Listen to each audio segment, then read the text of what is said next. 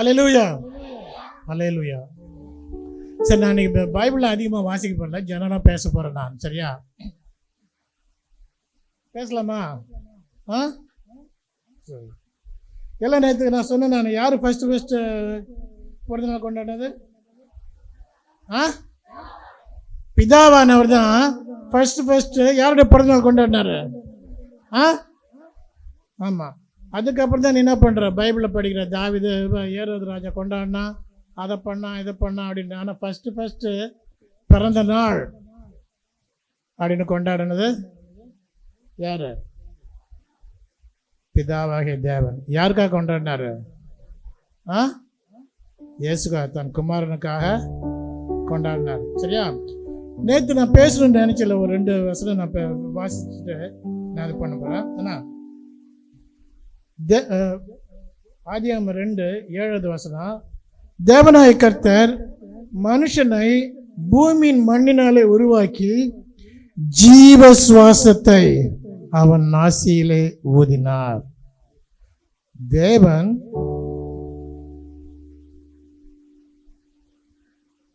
தேவனாகிய கர்த்தர் மனுஷனை பூமியின் மண்ணினாலே உருவாக்கி ஜீவ சுவாசத்தை அவன் நாசியில் ஊதினார். அவன் என்னவானா? மனுஷன் என்னவானா? ஜீவாத்மாவானா. அப்ப இங்க உட்காந்துருக்க எத்தனை பேர் ஜீவாத்மா? இங்க உட்காந்துருக்க எத்தனை பேர் ஜீவாத்மா? அல்லேலூயா சொல்லு பார்க்கலாம். சத்தம் பத்தாது, பாதிதான் இருக்கு. யார் யாரோட நாசில சுவாசம் இருக்குதோ அவங்களாம் என்ன? ஆமா, நீ உன்னுடைய ஆத்மாவை நீ கெடுத்துக்கிட்டா அது உன்னுடைய பிரச்சனை. ஆனா ஆண்டவர் இயேசு கிறிஸ்து படைக்கும் போது என்ன பண்ணாரு? உன்னை தன்னுடைய சுவாசத்தை உன்னுடைய நாசில ஊதுன மனுஷனானது மட்டும் இல்ல, ஜீவ ஆத்மாவானார். அது மட்டும் இல்லைங்க, அது தியோபிலஸ் பிரதரை பற்றி சொல்லணும்னு நினைச்சேன் நான். அது சொல்ல மறந்துட்டு நான் எங்கேயோ டாபிக் விட்டு போயிட்டேன். அவங்க என்ன பண்ணாங்க தெரியுமா? அவங்க 2 பேரும் ஊழியக்காரங்களுக்கெல்லாம் என்ன பண்ணாங்க? கிஃப்ட் கொடுத்தாங்க ஊழியக்காரங்களுக்கெல்லாம், இல்லையா? அதுக்காக தான் அவங்களுக்கு கைத்தட்ட சொன்னேன். இப்போ தட்டிடலாமா? சரியா? அப்ப பாரு, மனுஷனாகவும் இருக்கலாம், மனுஷன் மிருகனாகவும் இருக்கலாம், மனுஷன் என்னவான இருக்கலாம். ஆனால் கர்த்தராகிய தேவன் அவருடைய நாசியில் ஊதின சுவாசம், அவருடைய சுவாசம், அவருடைய ஆத்மாவுடைய அந்த ஆவி உன்னில் இருக்குதுன்னு யாரு? ஜீவாத்மா. இன்னைக்கு நிறைய பேர் அதை மறந்து போகிறோம். என்னத்துக்காக ஓடுறோம்? தேவையில்லாததாக ஓடுறோம். ஆனால் இங்கே இன்னொரு வசனம் நான் வாசித்து நினைப்பேன். நான் 10வது வசனத்துக்கு அப்புறம் 10வது வசனம் வாசிக்கிறேன் நான். 7லேருந்தே வரேன். நான் 7 வாசிட்டேன். தேவனாய கர்த்தர் கிழக்கே ஏதேனும் தோட்டத்தை உண்டாக்கி தாம் உருவாக்கின மனுஷனை அதில் வைத்தார். தேவனாகிய கர்த்தர் பார்வைக்கு அழகும் புசிப்புக்கு சகல நலமுமான சகலவித விருட்சங்களையும் தோட்டத்தின் நடுவில் ஜீவ விருட்சத்தையும் நன்மைத்தையும் அறியத்தக்க விருட்சத்தையும் பூமியிலிருந்து முளைக்க பண்ணினார். தோட்டத்துக்கு தண்ணீர் பாயும்படி ஏதேனிலிருந்து ஒரு நதி ஓடி அங்கே அது பிரிந்து 4 ஆறுகளாக ஆயிற்று. முதலாம் ஆற்றுக்கு பைசோன் என்று பேர். அது ஆவிலா தேசம் முழுவதையும் சுற்றி ஓடும். அவ்விடத்தில், ஹலோ பைபிள் வாசிக்கலாம், வாசிக்கலாம். அவ்விடத்தில்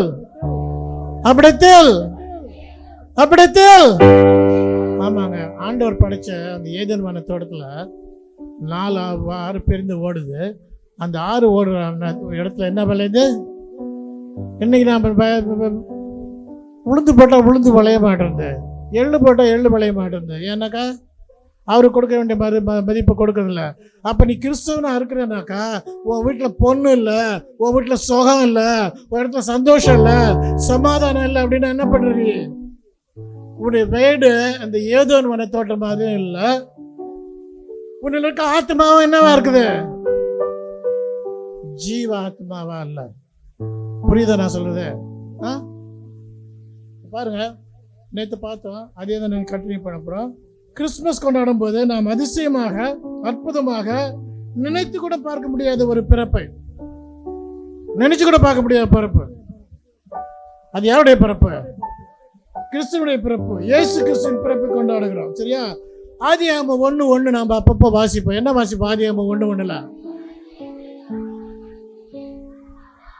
ஆதியில தேவன் 1:1 அதனை வாசிங்க. 1:0 வாசிக்க பார்க்கலாம். 1:0 ஒரு வசனம் இருக்குதா? 1:0 ஒரு வசனம் இருக்குதா? நான் ஒரு வசனம் எழுதியிருக்கிறேன், நான் படிக்கிறேன், கேட்குறீங்களா? நீங்க பாசிட்டீங்க. ஆதியிலே தேவன்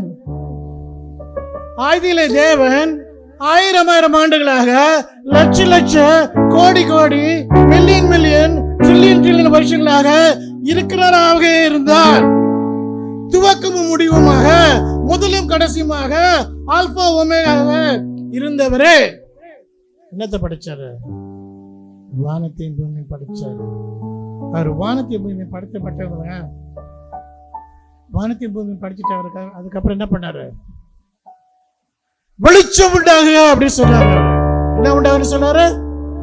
வெளிச்சம் மட்டுமே உண்டாச்சு. வெளிச்சம் உண்டானது என்ன ஆச்சு? அடுத்தது என்ன வந்துச்சு? அடடா, வெளிச்சம் வந்து அப்ப வெளிச்சமும் உண்டாச்சு. அப்ப என்ன ஆச்சு? அப்ப வெளிச்சத்தை என்னன்னு சொன்னாரு? வெளிச்சத்தை இருட்டுன்னு சொன்னாரா? வெளிச்சத்தை பகல்னு சொன்னாரு, இருட்டை வந்து இருள்னு சொன்னாரு. அப்படியாக பகலையும் இரவையும் சூரியனையும் சந்திரனையும் நட்சத்திரங்களையும் கிரகங்களையும் உன் அறிவுக்கு எட்டுனவைகளையும் உன் அறிவுக்கு எட்டாதவைகளிலும் எப்படி படைச்சாரு? எப்படிமா படைச்சாரு? தன்னுடைய வார்த்தையினால படைச்சார். என்ன? வெளிச்சம் உண்டாகுது அப்படின்னாரு. வெளிச்சம் உண்டாச்சு. வெளிச்சம் உண்டாதனால அதனாச்சு 2 கேட்டகரியா பிரிச்சாரு. ஒன்னு வெளிச்சம், ஒன்னு இருட்டு அப்படின்னு. அப்ப இந்த ஆண்டவர் செய்கிற எல்லா காரியம் பாருங்க. என்ன? இந்த வெளிச்சத்தை மட்டும் உண்டாக்கல, அவரு இருட்டுக்கும் பேர் வச்சாரு. சூரியன் சந்திரன் எல்லா கிரகங்களையும் படைச்சாரு. அவருக்கு இந்த ஆண்டவருக்கு பாத்தீங்கன்னா 1000 வருஷம்ன்றது எவ்வளவு நாளா? 1000 வருஷம் அவருக்கு ஒரு நாள் போனது. 2 பேதுரு 3:8 சொல்லப்படுகிறது. அந்த வல்லமையான தேவன், அந்த மகிமையான தேவன், எல்லாம் அறிந்த தேவன், எல்லாம் தெரிந்தது தேவன், எல்லாவற்றையும் வார்த்தையால் படைத்த தேவன். பாத்தீங்களா? அந்த தேவன் எப்படிப்பட்ட தேவனா இருந்தாரு? எல்லாத்தையும் சும்மா சொல்லி படைச்சாரு. என்ன? எல்லாத்தையும் சொல்லி படைச்சாரு. எதையும் செஞ்சாரா? உட்காந்து செஞ்சது எது? மண்ணை மட்டும்தான் செஞ்சாரு. ஆனா நீ பண்ற குசும்பு ஆறுகிட்ட, குசும்பான குசும்பு. எங்க ஆண்டவர் இருக்கிறாரா? ஆண்டவர் தான் என்கிட்ட வந்து என்ன பண்ணா? பேசணும். ஆண்டவர் இருக்கிறாரா? அவர் தான் என்ன வந்து என்ன பண்ணோம்? முன்ன பெரிய லாடு லபகதாசா உன்கிட்ட வந்து ஆண்டவர் பேசணும். அவர் தேவாதி தேவன், கர்த்தாதி கர்த்தர், ராஜாதி ராஜா, வானத்தையும் பூமியை படைத்தவர், சூரியனையும் சந்திரனையும் நட்சத்திரங்களையும் கிரகங்களையும் அண்ட சராசரங்களையும் படைத்தவர். பறக்கிற பறவையை படைச்சாரு, சமுத்திரத்தில் இருக்க மச்சங்களை படைச்சாரு. எல்லாமே சங்கீதத்தை படிச்சுக்கினாங்க சொல்லுது. என்ன? அனைத்து மிருக ஜீவன்களும் அவருடைய கரத்தை நோக்கி பார்த்து கொண்டிருக்குங்க. அவர்களுக்கு அவர் என்ன பண்றாரா?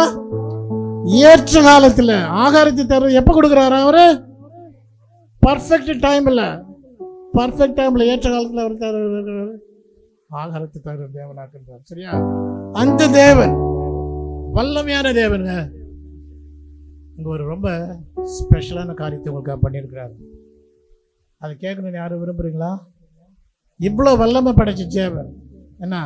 இன்னைக்கு இந்த ரோடு போடணுன்ற அறிவு கொடுத்தவர், அந்த ரோடில் கார் ஓடணும்னு அறிவு கொடுத்தவர், அந்த காருக்கு 4 சக்கரம் இருக்கணும்னு அறிவு கொடுத்தவர், என்ன மனுஷனுக்கு புத்தி கொடுத்தவர், ஞானத்தை கொடுத்தவர், ஒரு ஒரு பயங்கரமான ஒரு காரியத்தை செய்தார். அந்த காரியத்தை பற்றி நான் நீ சொல்ல போறேன்.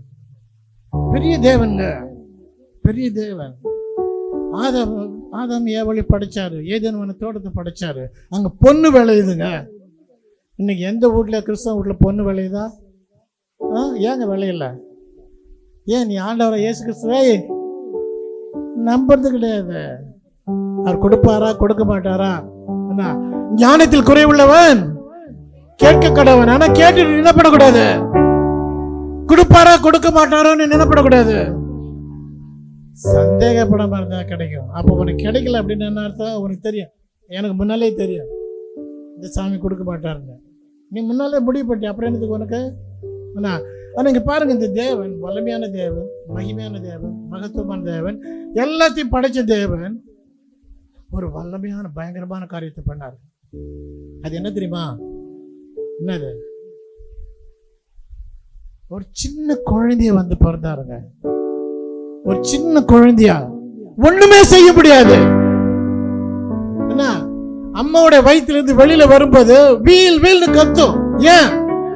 அம்மாவோட வயிறு என்னது? 100 டிகிரி, நல்ல வார்மா இருக்கு, நல்ல கம்ஃபர்டபுளா இருக்கு, நல்ல கம்ஃபியா இருக்குது, எல்லாம் சுகமா இருக்குது. ஆனா அந்த இடத்த விட்டு வெளியில வந்ததும் அந்த குளிர், அந்த நடுக்கம், அந்த தனிமை,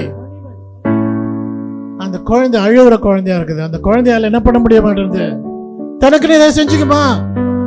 ஏதாவது ஒரு குழந்தை, பிறந்த குழந்தை எழுச்சி ஓடி போய் பாத்ரூம் போயிட்டு வந்துச்சுன்னு யாரும் சொல்லுவீங்களா? ஏதாவது ஒரு குழந்தை இன்னைக்கு சொல்றாரு 5 வயசுல வந்து டாக்டர் முடிச்சுட்டாரு, 10 வயசுல ஒரு அதப்பட்டார் இதப்பட்டாரு.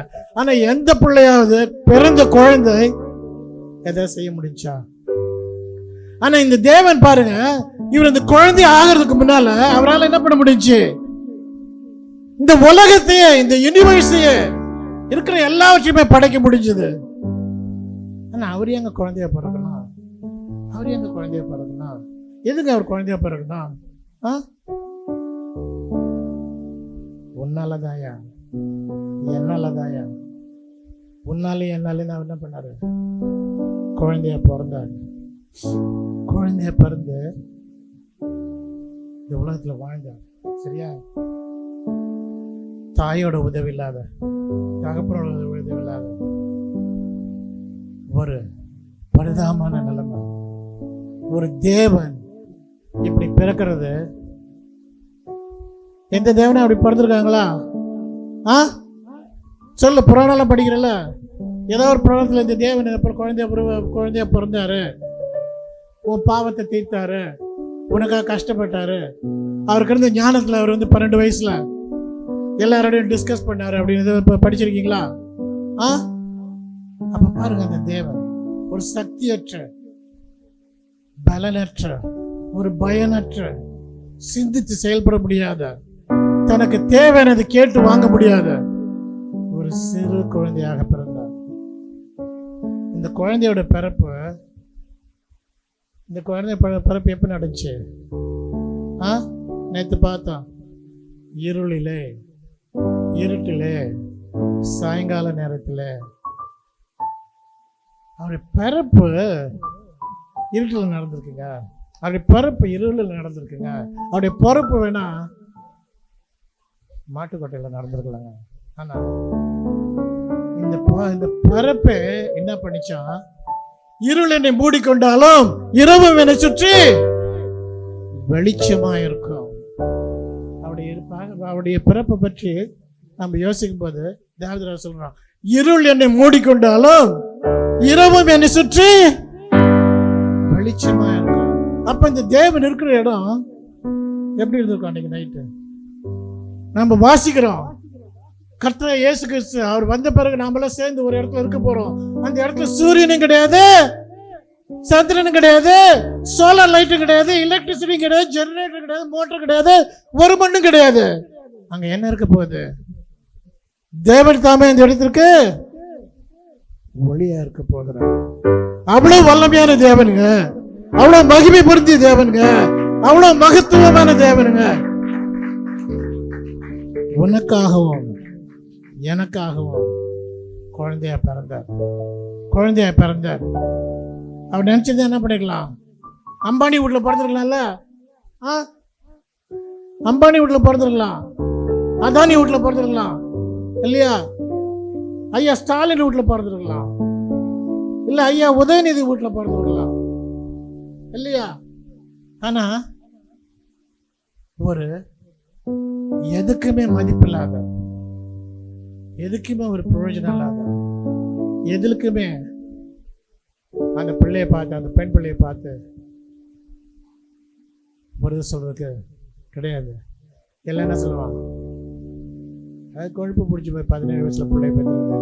ஆனா அந்த தேவதூதன் சொல்றான், கிருபை பெற்றவளே நீ வாழ்க. அப்ப பாருங்க, இயேசுவனுடைய தாய்க்கு இயேசுவானவர்களால் கிடைத்த அந்த குழந்தை தாங்க, சின்ன குழந்தை தாங்க.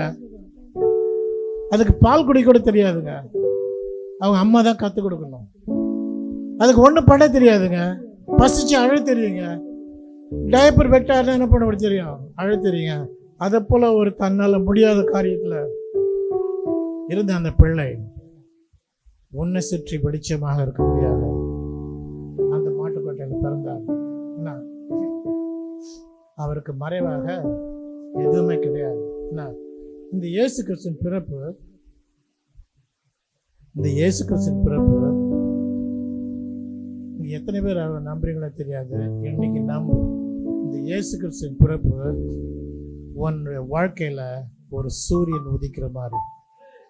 இந்த இயேசு கிறிஸ்துவின் பிறப்பு உன்னுடைய குடும்பத்துல ஒரு சூரியன் பிறக்கிற மாதிரி, ஒரு வெளிச்சம் பிறக்கிற மாதிரி. சரியா? அந்த விதமாக இந்த இயேசு கிறிஸ்து உனக்காகவும் எனக்காகவும் பிள்ளையாக வந்து பிறந்தார். ஏன்னா பலனற்ற சக்தி தான், ஒன்றும் பண்ண முடியாதான். இருந்தாலும் அவர் பண்ண அந்த பிளான் படி அவர் என்ன பண்ணாரு, வந்து பிறந்தார். ஏன்னா இந்த கிறிஸ்து பிறப்பின் திருநாள், இந்த கிறிஸ்துமஸ் முதலாக யாருடைய இருதயத்தில் கொண்டாடப்பட்டது, யாரால கொண்டாடப்பட்டது?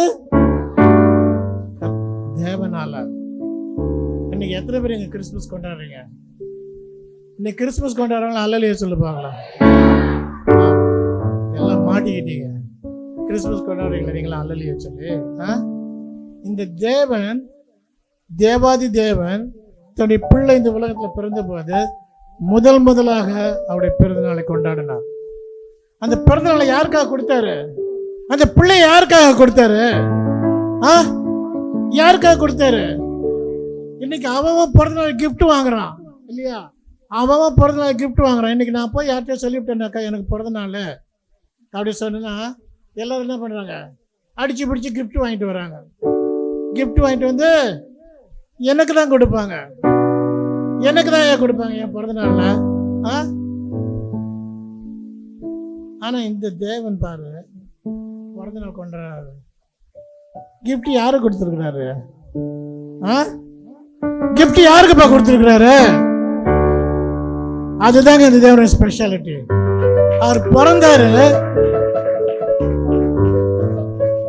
அவர் பிறந்ததை வந்து ஆண்டவர் சொல்றாரு, என் மகன் பிறந்திருக்கிறான் அப்படின்னு. அந்த மகன் பிறந்ததுக்காக நீங்க எல்லாம் ஒன்றும் கிஃப்ட் எடுத்துக்கிட்டு போகல, அவர் கொடுத்த கிஃப்ட் அதுதான் முக்கியம். என்ன சொல்லணும்னாக்கா, நான் பிறந்தநாள் கொண்டாடுறேன்னு வச்சுங்களேன். நான் பிறந்தநாள் இன்னைக்கு புதன்கிழமையா, புதன்கிழமை 6 மணிக்கு நான் பிறந்தநாள் கொண்டாட போறேன் அப்படின்னு எல்லாம் என்ன பண்றேன், அனௌன்ஸ் பண்றேன். நான் எல்லாரும் வந்துடாதீங்க 6 மணிக்கு, நான் தூங்கிட்டு இருப்பேன். இன்னைக்கு என்ன பிறந்தநாள் கொண்டாடுன்னு சொல்லிடுன்னு வச்சுங்க, எல்லாம் என்ன பண்ணுவீங்க, கிஃப்ட் வாங்கிட்டு, ட்ரெஸ் பண்ணிக்கிட்டு, மேக்கப் போட்டுக்கிட்டு, இருக்கிற நகையெல்லாம் அள்ளி போட்டுக்கிட்டு, பட்டு புடவை கட்டிக்கிட்டு, நான் தான் பெஸ்ட்டாக இருக்கணும் அப்படின்ட்டு வருவீங்க. எல்லாம் கிஃப்ட் எடுத்துட்டு வரீங்க. நீங்கள் வந்து கதவை திறத்துவீங்க, நான் கதவை திறக்கிறேன், எல்லாரும் கிஃப்டோட நிற்கிறீங்க. சார், ஃபவுண்டர் சார், இன்னைக்கு உங்களுக்கு பிறந்த நாளா சார்? ஆமாம், எனக்கு பிறந்த நாள். உள்ள கதவை திறந்தவங்களாம் கூப்பிட்றேன் நான். நீ உள்ளே வந்து இந்திரஜித் வச்சிருக்க கிஃப்டை பிங்கி கொடுக்குறாரு, பிங்கி வச்சிருக்கிறத ஆபிராம் கொடுக்குறாரு, ஜமுனா வச்சிருக்கிறத கீர்த்தி கொடுக்குறாரு. நான் பார்க்குறேன், எனக்கு தானே பிறந்தனால இந்த கிஃப்டெல்லாம் எனக்கு கொடுக்கறத விட்டு முட்டாளுகளை என்ன பண்ணுறீங்க நீங்கள்? மாற்றி மாற்றி கொடுத்து சந்தோஷப்படுத்துக்கிறீங்க, உங்களை நீங்களே சந்தோஷப்படுத்துக்கிறீங்க. ஆனால் பிறந்தநாள் கொண்டாட வேண்டியவன் நான், எனக்கு வரணும் கிஃப்ட்டு. ஆனால் அந்த கிஃப்டெல்லாம் யாருக்கு போகுது? உங்களுக்குள்ள பரிமாறிட்டு நீங்கள் ஒருத்தர் என்ன பண்ணுறீங்க, சந்தோஷப்படுறீங்க. அப்ப அந்த கிறிஸ்துவின் பிறந்த நாள், அந்த கிறிஸ்து இந்த பூமியில பிறந்த நாள், அந்த கிஃப்ட் உன்னதத்துல தேவனுக்கு மகிமையும், பூமியில சமாதானமும், மனுஷர் மேல் பிரியமும் உண்டாகிறதுக்கு, உனக்காக உண்டாகிறதுக்கு அவர் கொடுத்தாங்க. அதுதான் கிஃப்ட். இதை விட வேற பெரிய கிஃப்ட் யாரும் என்ன பண்ண முடியாது. ஆமாம், நீ அம்பானி வேணா மோடிக்கு கிஃப்ட் கொடுக்கலாம், மோடி வேணா என்ன பண்ணலாம், டேக்ஸை கேன்சல் பண்ணலாம், என்ன வேணா பண்ணிட்டு போகலாம். ஆனால் இதை போல ஒரு கிஃப்ட், இந்த கிஃப்ட் யாராலும்.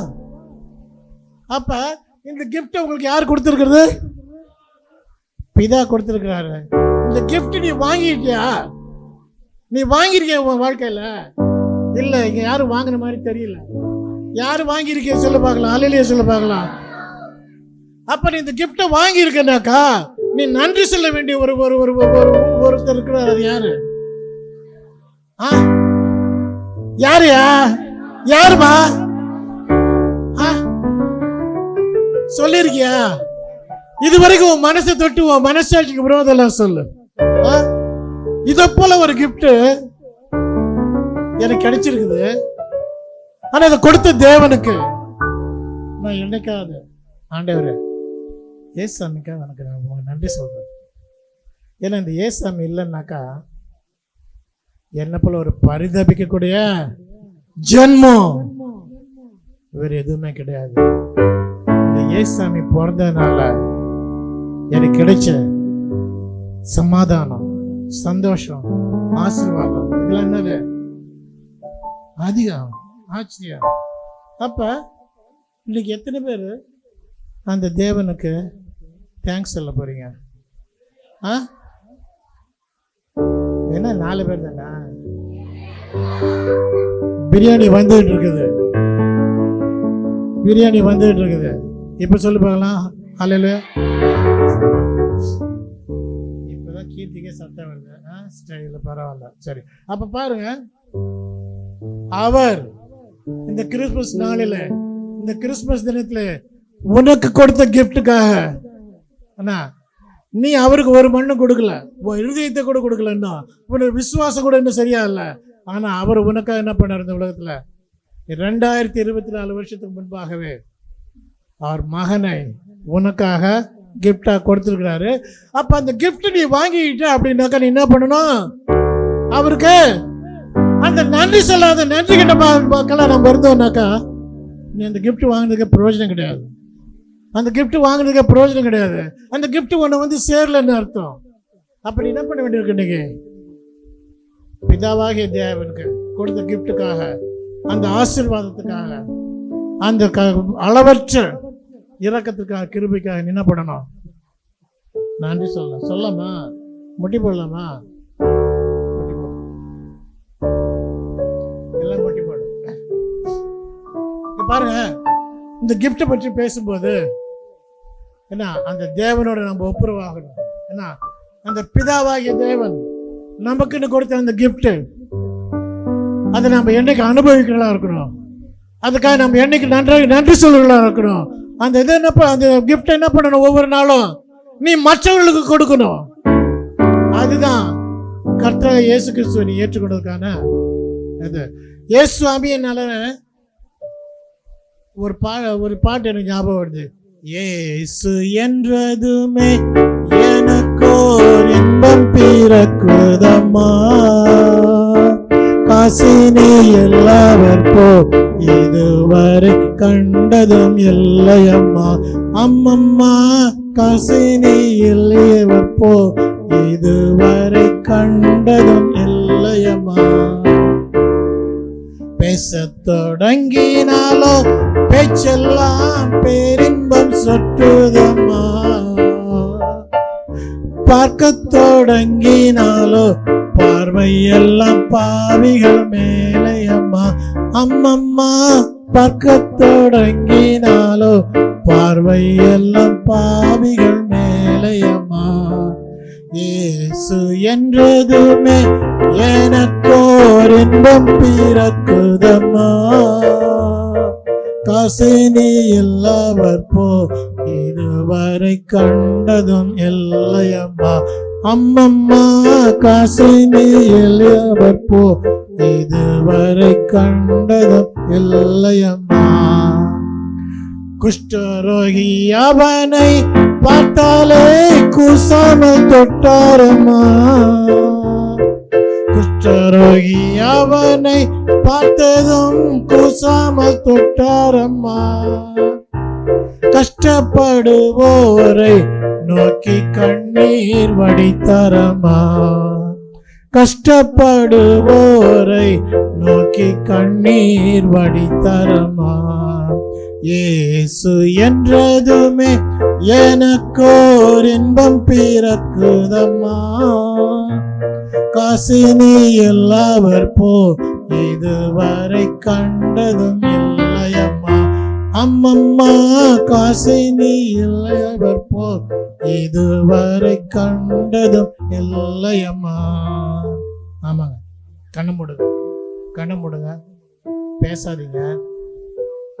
ஆதி முதல் இருந்ததும் நாங்கள் கேட்டதும் எங்கள் கண்களினாலே கண்டதும் நாங்கள் நோக்கி பார்த்ததும் எங்கள் கைகளினாலே தொட்டதுமா இருக்கிற இந்த ஜீவ வார்த்தை குறித்து உங்களுக்கு அறிவிக்கிறோம். ஆதி முதல் இருந்ததும் நாங்கள் கேட்டதும் எங்கள் கண்களினாலே கண்டதும் நாங்கள் நோக்கி பார்த்ததும் எங்கள் கைகளினாலே தொட்டதுமா இருக்கிற இந்த ஜீவ வார்த்தை குறித்து உங்களுக்கு அறிவிக்கிறோம்.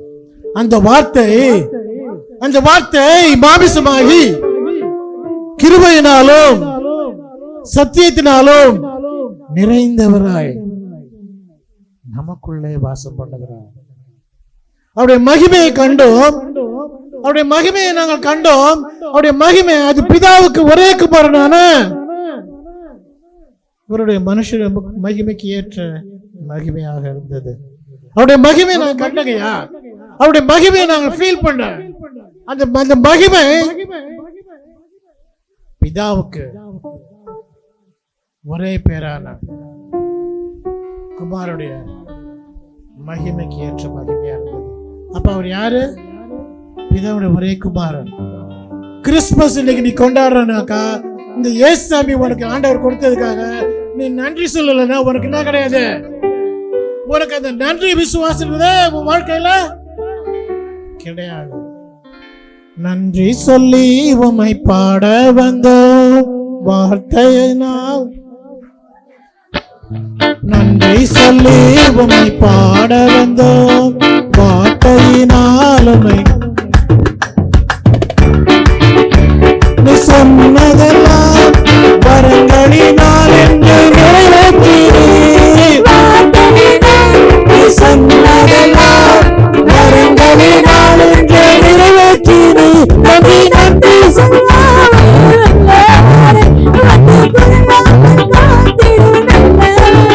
நன்றி நன்றி சொல்ல